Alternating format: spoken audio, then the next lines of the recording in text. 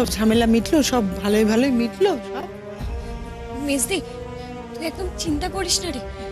ওই বিক্রম চ্যাটার্জি আমাদের কোনো ক্ষতি করতে পারবে না, তুই দেখে নিস। যা ক্ষতি করার তো করেই দিয়েছে। ওই বিক্রম চ্যাটার্জির জন্য আমরা আমাদের বাবাকে হারিয়েছি। তো ওরা দিদি ভাইয়ের সাথেও কম অন্যায় করেনিও। ওর কঠিন শাস্তি হওয়া উচিত। আমি জ্ঞান তো কোনোদিন কারুর কোনো ক্ষতি চাইনি, কিন্তু এই বিক্রমের শাস্তি হোক আমি চাই। ও যেন কোনোদিন মুক্তি না পায়।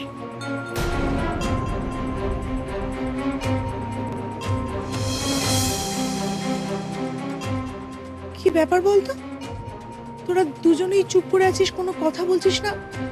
আনন্দী, মা, আমি তোমাদের কিছু বলতে চাই।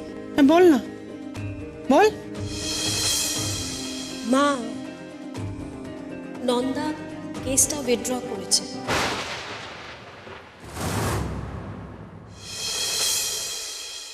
মানে? সেই কারণে পুলিশ বিক্রমকে ছেড়ে দিয়েছে। কি বলছিস কি তুই? নন্দা বিক্রমের বাড়িতে ফিরে যেতে চায়। কি সর্বনাশ করে এসেছিস তুই? হ্যাঁ, তুই এই খুনি, ওই ক্রিমিনালটাকে ছেড়ে দিলি কি রে নন্দা? কি রে? মা প্লিজ নন্দার সাথে এভাবে কথা বলো না। তুই একদম নন্দার হয়ে কথা বলবি না, আমি তোকে বলে দিলাম। তুই কি রে নন্দা, তোকে এত করে বুঝিয়ে বাজিয়ে আমরা পাঠালাম, সেই তুই একটা ভুল সিদ্ধান্ত নিলি, তুই কেসটা তুলে নিলি। তোর কবে একটু লজ্জা হবে রে? আর দিদি ভাই, তুই তো ওর সাথে গেছিলিস, তুই কেন কিছু বললি না ওকে? আটকালি না কেন ওকে তুই? ইন্দু, কেন তুই আনন্দকে এইসব কথা বলছিস? কেউ যদি নিজের ভালো না বোঝে তাহলে আনন্দে কি করে আটকাবে তাকে? তা আটকাতে হবে, আটকাতে হবে। শোনো, তুমি সারা জীবন অনেক ছেলে খেলা করেছো নিজের জীবন নিয়ে, আর নয়। আমি কিচ্ছু তোমাকে কোনোদিন বলিনি, আজ আমি তোমাকে বলছি তুমি আর ভুল সিদ্ধান্ত নিতে পারবে না। এই কেস তুমি তুলে নিতে পারবে না। মা, তুমি নন্দা বৌদিকে এভাবে বলছো কেন? এতদিনে তো নন্দা বৌদি একটা ঠিকঠাক ডিসিশন নিয়েছে, একটা ঠিকঠাক কাজ করেছে। তোমার তো ওকে সাপোর্ট করা উচিত। প্লিজ চুপ করবে বুলটি? দেখছো তো বড়রা কথা বলছেন এখানে, সবের মাঝে তোমাকে কথা বলতেই হবে। কেন দিদি ভাই, তুমি তো একদিন বলেছিলে যে আমি এ বাড়ির একজন, এ বাড়ির ভালো মন্দে আমার কথা বলার অধিকার আছে, তাই বলছি।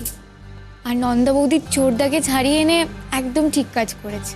চুপ করো তুমি, চুপ করো।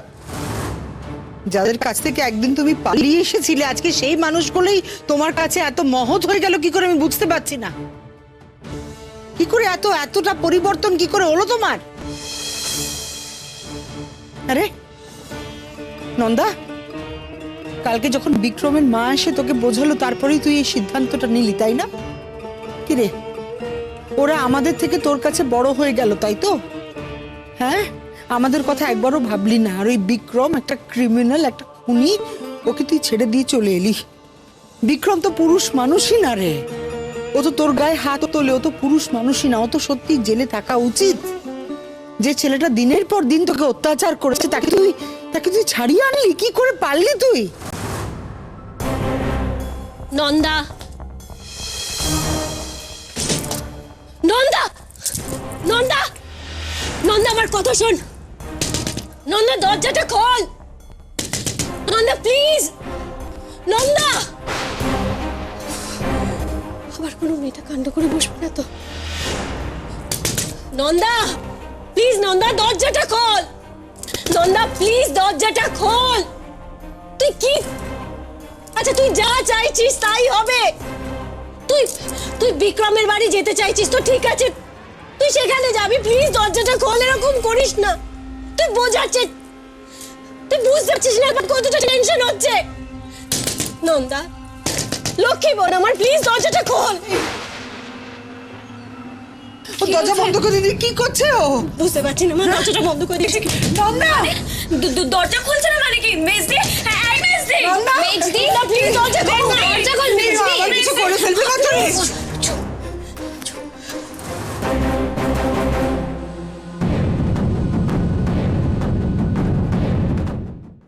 দেখ তুই কিন্তু বাড়াবাড়ি করে ফেলছিস। তুই দরজা না খুললে তুই কিন্তু আমার মনোমুখ দেখবি। দরজা খোল। আনন্দী, ওই তো আওয়াজ হলো, মনে হচ্ছে খুলেছে। না না প্লিজ প্লিজ তোমাকে না, আমাকে ওর সাথে কথা বলতে তো প্লিজ। না না, কিন্তু আমরা প্লিজ একটু বোঝার চেষ্টা করো, আমি যাচ্ছি ভিতরে প্লিজ।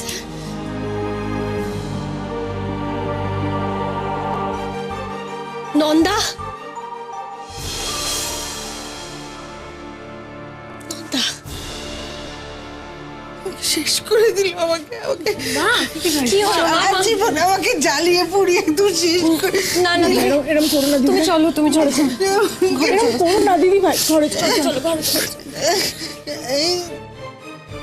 আমাকে ক্ষমা করে দে দিদি, আমাকে ক্ষমা করে দে প্লিজ।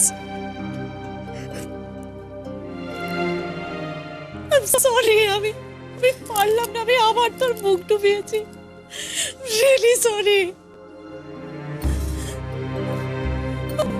আমি আর কি করতাম বল, বুঝতে পারছি না। আমি জানি দিদি,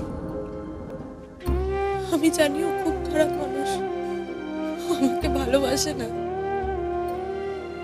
কিন্তু আমি ওকে ভালোবাসি দিদি, আমি ভালোবাসি ওকে।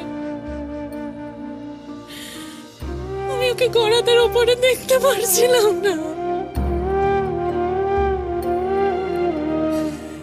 জানিস তো, যখন আমি কমপ্লেন করেছিলাম ওর নামে, বারবার ওর মুখটা আমার চোখের সামনে ভেসে উঠছিল। একদম কষ্টে থাকতে পারে না দিদি, একদম কষ্ট সহ্য করতে পারে না, একদম গরমে থাকতে পারে না মানুষটা। ঘরের এসিটা সবসময় আটরায় করে রাখতো, সকালে ওটা মাত্রই ওর লেবুর জল চাই, একটু ঠান্ডা খাবার খেতে পারে না। আমি হেল্পলেস দিদি, আমি কি করবো? এই নষ্ট হয়ে যাওয়া স্পয়েলড মানুষটাকে আমি ভালোবেসেছি। নন্দা, ভালোবাসা অন্যায় নয়, কিন্তু ভুল মানুষকে ভালোবাসলে সারাটা জীবন কষ্ট পেতে হয়। তুই সেটা এখন বুঝতে পারছিস? বুঝতে পারছি দিদি, সব বুঝতে পারছি, সব জানি, কিন্তু কি করবো বল? ভালোবাসা হয়তো মানুষকে এরকমই করে দেয়, বোকা, বেপরোয়া, তাই না? আমি জানি ও শ্রেয়া বৌদির সাথে রিলেশন আছে। শ্রেয়া বৌদি কেন, হয়তো আরো অন্য অনেক মেয়ের সাথে ইন্টিমেট রিলেশন আছে, কিন্তু আমি সেসব জেনে ওকে না ভালোবেসে পারিনি। নন্দা প্লিজ, আর কান্নাকাটি করবি না, শরীরটা খারাপ লাগবে। আর শরীর, যে মানুষটার মনই ভেঙে গেছে তার আর শরীরের কি হয়? আচ্ছা দিদি, তুই কথা বলতো, একদিন তুইও বিক্রমকে ভালোবেসেছিলি না? নন্দা, আমার কথাটা কেন আসছে? আসছে দিদি, আসছে, কারণ একদিন তুইও তোকে ভালোবেসে বিয়ে করতে চেয়েছিলি, অনেক দূর এগিয়ে গেছিলি। আজকে বাবার দুর্ঘটনাটা না হলে হয়তো তুই আর বউ হতিস। হয়নি তো, কারণ আমি মানুষটাকে চিনতে পেরেছিলাম, আমি বুঝতে পেরেছিলাম বিক্রম খুব খারাপ মানুষ। তুই অনেক শক্ত মনের মানুষ দিদি, অনেক বেশি বুদ্ধিমতী। আমি হয়তো ওরকম নই। তুই বিক্রমকে চিনে ওর অন্যায়গুলো সহ্য করবি না বলে ওকে দূরে সরিয়ে দিতে পেরেছিলি। আমি তো তখন পারিনি, এত কিছুর পরও পারছি না। কেন কেন পারবি না? তুই তো একা নোস, আমি আছি তো তোকে সাপোর্ট করার জন্য। শুধু আমি নয়, মা আছে, এই বাড়ির সবাই আছে। নন্দা, তুই এটা কেন করলি বলতো? তুই কেন কেসটা উইথড্র করলি? কি করতাম আমি আর দিদি, কি করতাম বল? আমার আর মাথা কাজ করছে না। আমার মাথায় শুধু এখন একটাই জিনিস ঘুরছে যে আমি ওর সন্তানের মা হতে চলেছি। আমার সন্তানকে আমি তার বাবার পরিচয় ছাড়া বড় করতে চাই না। ট্রাস্ট মি দিদি, আমার এখনো কোথাও একটা আশার আলো আছে। বলা তো যায় না, বলছে আমাদের সন্তান বিক্রমকে ভালো মানুষ করে তুললো, আমাদের সন্তানের মুখের দিকে তাকিয়েও ভালো পথে ফিরে এলো, হতেও তো পারে। দেখ, তুই যখন এতটা আশাবাদী, এতটাই যখন তোর ভরসায় আঘাত করার অধিকার আমাদের কারণ নেই। শোন, তুই এরকম করিস না, তোর শরীরটা খারাপ হবে। দিদি ও এতটাও খারাপ মানুষ নয়, ও এত খারাপও নয় দিদি। ও জবের থেকে চাকরিটা গেছে, কিরম যেন একটা হয়ে গেছে। আচ্ছা ঠিক আছে, তোর যা মন চায় তুই তাই কর, আমরা তোর উপর কোনো জোর খাটাবো না। না না দিদি, তুই ভুল বুঝছিস আমাকে, তুই প্লিজ ভুল বুঝিস না, তুই আবারও ভুল বুঝছিস।